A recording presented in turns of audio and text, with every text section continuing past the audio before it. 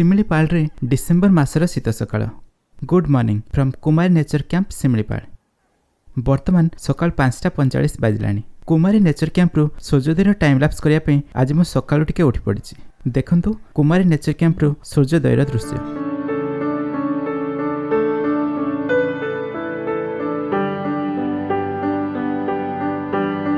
कुहुड़िया पाग जो आज सूर्य बाहर बहुत टाइम लगिगला। मु 5:45 पाखे आसते एवं 7टा बाजिलानी। देखंतु सकाळ सुनाली किरण रे कुमारी नेचर कैंप केमती देखा जाउछि। कुमारी नेचर कैंप लागिकी विस्तीर्ण खोला चाष जमी अच्छी जोटा कि एठी बढ़िया लगे। भावंतु जेतेबेले एई चाष जमी सब पाचिला सुनेली धान कतरे भर जाइतबो सेतेबेले एई जगह केमती देखा जाउतबो। आजिर नेक्स्ट प्लानिंग अछि कि बर्ड वाचिंग पई गुरुगुड़िया जिबा। सेति पई भलो लाइटिंग रो वेट करथिले। एठू सीधा रे गुरुगुड़िया नेचर कैंप अछि जोठी काली आसिला बेले पहुंचथिले।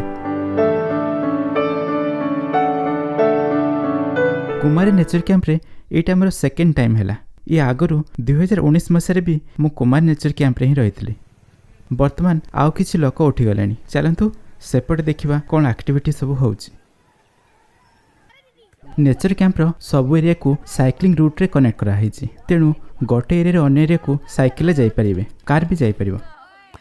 गत थर आसीबा आ एथर भितरे कुमारी नेचर कैंप रे ढेर सारा नुआ फैसिलिटी जोड़ा जाइछि जेमति कि साइक्लिंग, वॉलीबॉल, बैडमिंटन इत्यादि। फैमिली किंबा ग्रुप सहित आसले एसबुर मजा नहीं पारे।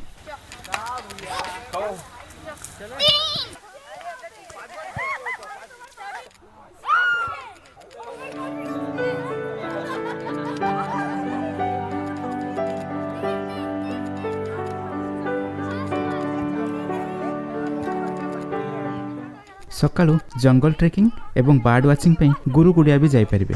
सकाळ समय जंगल दृश्य स्वतंत्र होता है। गुरुगुड़िया एठू प्राय 3.5 किलोमीटर दूर अच्छी। पहुँचवाई 15 मिनट पाखापाखि लगे। सबु रूम ये अलग अलग वाटर हीटर लगाई। तेणु ये शीत सकाळे गाधेवाई आपन को गरम पानी मिल किंतु सोलार वाटर हीटर होइतिबारु देखिकी व्यवहार करेंगे।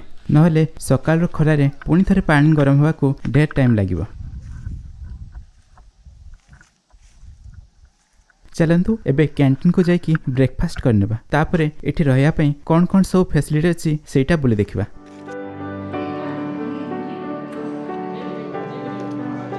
ब्रेकफास्ट समय होउची सकाळ 8टा रु 10टा।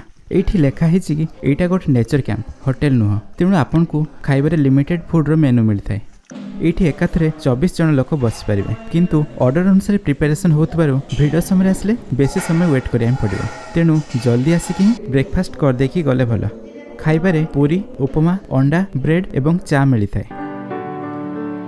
कैंटीन को लागिकी एठी गोटे स्टेज भलिया स्ट्रक्चर करा हिची। किछि सांस्कृतिक कार्यक्रम होतले एठी बसिकी देखुथिबे बधे।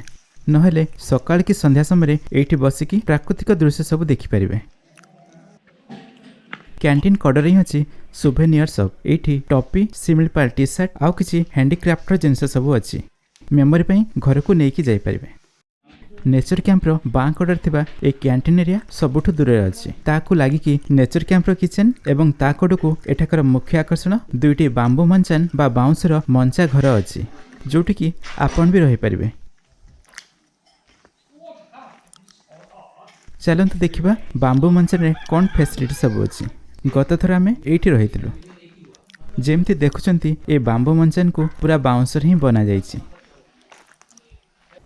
बाहर पटे गोटे बालकनी अच्छी एवं मशा न आसिया पई झरका सबरे नेट लगा हिछि। ए बांबू मंचन रे गोटे दिन रहिया पई फी होउछि 4300 टंका। कुमारी नेचर कैंप रे दुईटा ही बांबू मंचन अच्छी। ए मंचन पाखर भी आपनकर गाड़ी पार्क करि परिबे। ए बांबू मंचन रे बाउंसर चेयर टेबल सहित फैन, लाइट एवं गरम पानी सुविधा अच्छी। बहुत स्टेबल अच्छी। तेणु थरे ऊपर को आसले आउ किसी डिफरेंस जानी परिबेनी। मंचन रु बाहर एंट्री गेट आड़ को गले प्रथम पड़ो पार्किंग एरिया एवं ता कड़ को लागिकी नेचर कैंप रो ऑफिस अच्छी। एंट्री समय एठी बुकिंग रो प्रिंट आउट देवा को पड़े। एठी गाइड एवं ड्राइवर को रहिया पई व्यवस्था अच्छी।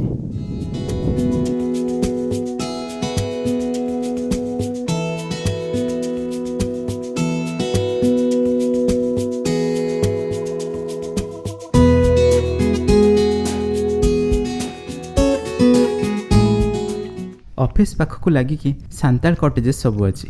यार टैक्स मिसेकी दिन को फी हूँ प्राय 5000 टंका। तेणु यार दाम सबू रूम टाइप भितर अधिक रही। बर्तमान कोविड सिचुएसन सबु जगह सैनिटाइजर व्यवस्था करा जायछि। एठाकर बांबू मंचान और कटेज तो रही सारे। यही सांताल कटेज रहा बाकी रहा। यही घर गुड़ी को परे परे बना जायछि। तेणु अपेक्षाकृत भल फैसिलिटी थी भावुछि। एठी 2टी ब्लॉक रे 12टी सांताल कटेजेस रूम अच्छी। घर सबको मयूरभंजर आदिम आदिवासी सांताल बा माझी मानकर घर रंग भलिया रंग दि जायछि। छात को भी खपर भलिया डिजाइन करा जायछि। सिमिलपाल भितर गला बेले रास्ता कड़े एमती रंगर घर सब देखा पाइबे। सांताल कटेज तलक आसिले पार्क एवं प्ले एरिया पाखरे अच्छी 4टी बांबू कटेज। एथर मु बांबू कटेज रोची। ए घर सबको पार्क कड़े कड़े समान दूरतार बना जायछि। आपण को कार को भी एठी घर पाखरे पार्क करि परिबे। यार दिन पिछा फी होची 3700 टंका। तेणु एई घरर दाम सबुठु कम रहिछि। चलंतु एबे रूम भितर केमती कोन अछि देखि। नेचर कैंप रे इलेक्ट्रिसिटी नाही। तेणु सोलार इक्विपमेंट्स जेमती कि solar light, fan, water heater इत्यादि एठी देखिया को पाइबे। रूम रे 6टा झरका अछि। तेणु सफिशिएंट वेंटिलेशन मिलिबो। झरका सबरे नेट लगा है नहले रात्रि लाइट देखी पक सब रूम को आसी जिवे। छातर उच्चता सेते नहीं। तेणु खरा दिने गरम लागिवो। एठी चेक इन टाइम होची दिन 12टा एवं चेकआउट टाइम सकाळ 9टा। एथर किंतु 12:30 पाखे आसा को रूम रेडी है नतला। फर्निचर रे बेड, बांबू चेयर एवं मिरर लागिथिबा आलना अछि। एठी लाइट रो स्विच अछि। तापर बाथरूम रो स्विच ऊपर अछि किंतु बहुत ऊपर अछि। आ एटा हला टॉयलेट, बाथरूम, शावर सब ई साइड रे लागि छी। जो जगह हाइट कम अछि और जगह भी सेते बेसी नै। ओरिजिनल प्लान ए जगह हितबो किंतु कोत पे के से साइड को लगा है। साधारणतः टूरिस्ट माने दिन समय विभिन्न पर्यटन स्थल बुली सारा पर एठारे केवल नाइट हॉल्ट करथांती एवं सकाळु ब्रेकफास्ट सारी बाकी सब जगह कवर करने पे पुणी थे बाहर करथांती। नेचर कैंप रे लंच केवल प्रथम दिन मिली थाए। तेणु दिन बेले बरही पानी होटेल नहले बाहर करें। एबे कुमारी नेचर कैंप रो सिमिलीपाल रो अन्य सब टूरिस्ट अट्राक्शन रो दूरता जान नियंतु। एठू सबुठु पाखरे अछि गुरगुड़िया जहाँ मात्र 3 किलोमीटर दूर अछि। बरही पानी जीवा बाटरे डाहान रे 14 किलोमीटर दूर पड़िबो उस्की वाटरफॉल। सीधारे गले 27 किलोमीटर दूर पड़िबो बरही पानी। आउ टिके आगकू पिठापटा गेट पटकू 43 किलोमीटर दूर अछि जरंदा वाटरफॉल।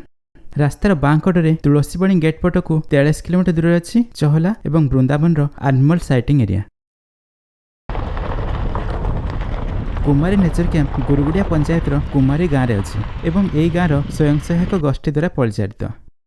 सिमिलीपाल रो गुरगुड़िया एवं बरहीपाणी नेचर कैंप टूरिस्ट रूट को लागि थिला बेले कुमारी नेचर कैंप टिके दूर रे अछि। टूरिस्ट रूट रु प्राय 3 किलोमीटर भीतर को आसिया को पड़िबो। तेणु एठी आपनको शांत परिवेश मिली थाए। रास्ता रे गुरगुड़िया गाँ है कि आसला बेले एठिकार आदिवासी मानकर घर एवं जीवन शैली देखा पाइबे। ता सहित जंगल जात द्रव्य जेमती कि झुणा, महू इत्यादि निजर व्यवहार पई घर को लेकिन जाई परिबे। वर्तमान संध्या 7:30 बाजलानी डिनर समय।